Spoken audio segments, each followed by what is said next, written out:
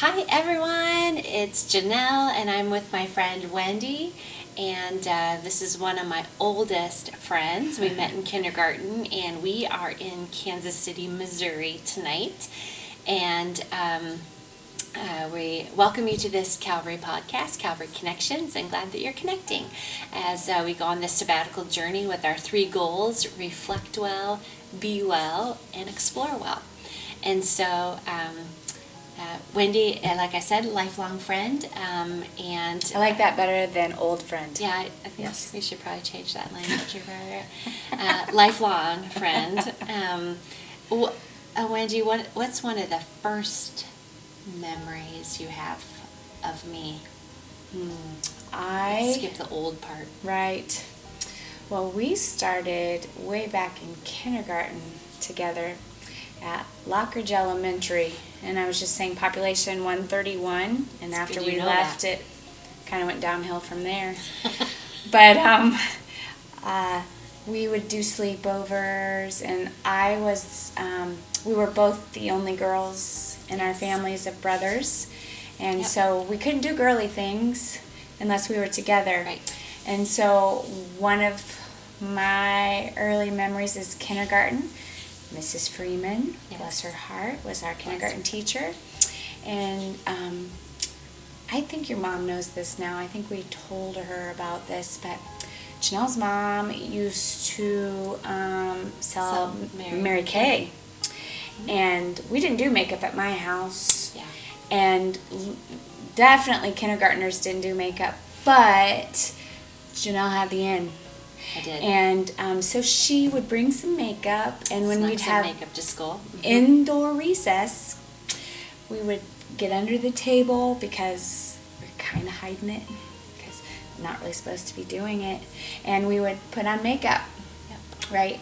And that worked until we ran out of Kleenexes, and Mrs. Freeman said, "Girls, I'm sorry, I'm not buying you any more Kleenexes." And so I think we wept. We cried because we knew we were going to get caught. And it was so fun. It was fun.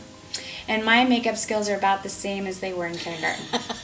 So. And without Wendy, I can't wear makeup. So there you go. That's why I'm makeup free to this day. Right. Ran out of Kleenexes. Right. Yeah, that's a great memory. And I think growing up in a small town and being country girls, we really did rely on one another a lot and shared rides and shared experiences. And we were in sports and music and student council and you name it together, and really have Right. grown up together.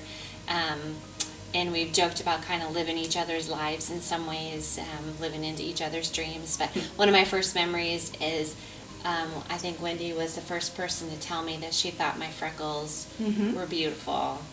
And I Yes. was always really embarrassed by my freckles because not very many other kids No. had them, even in a small rural Iowa town. She was unique. Right.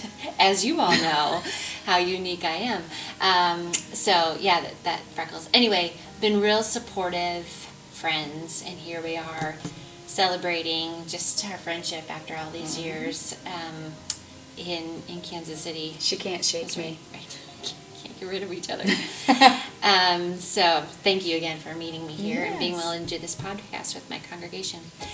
So as we reflect together on our years together as friends and as our years as a congregation, the other sabbatical goal is to be well. And Wendy and I, of course, have shared our ups and downs, our joys and sorrows, and just really trying to stay fit and be fit, and mentally, spiritually, physically, all of those things. And I think we've been good for one another on this trip, cheating a little bit with some ice cream, but really trying Lots to of ice cream. feel like it's hot down here compared to home. Encouraging one another to be the best versions of ourselves in a lot of ways, and looking out for one another. But is there a be well goal that you found has been good for you, or something Sure. you'd like to share?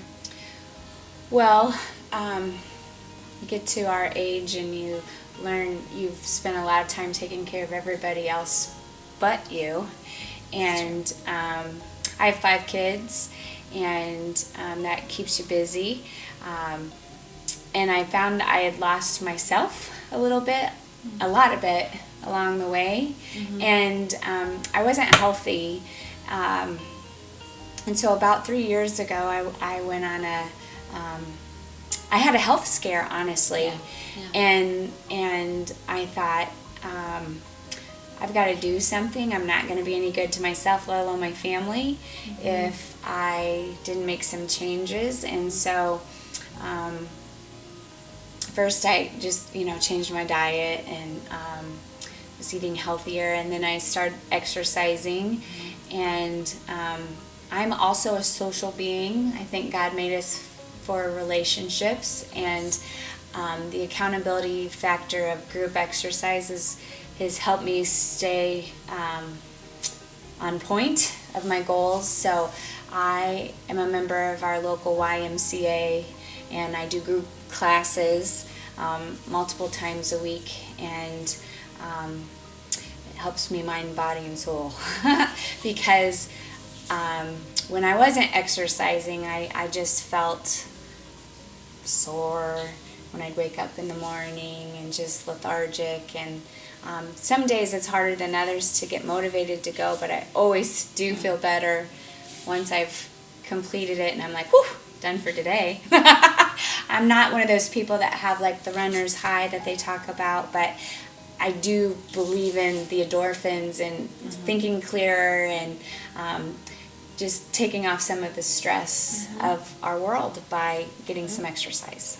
So No, it's really true. And I think, again, as we all try to individually be well, some of what our church is going through too is just to think about what can we do to be well, stay well. And some of that is making sure we're taking care of ourselves and our community, and really honing in on what God is calling us and creating us to do or be or become in this season of our life. And again, been seasons of care, there's been seasons of spiritual growth, there's been seasons of desert time, and just knowing that sometimes these pain points really do help us to say, I'm worth it, and our congregation's worth it, to make some sacrifices, do some things the best we can be. It's a really great Be Well goal.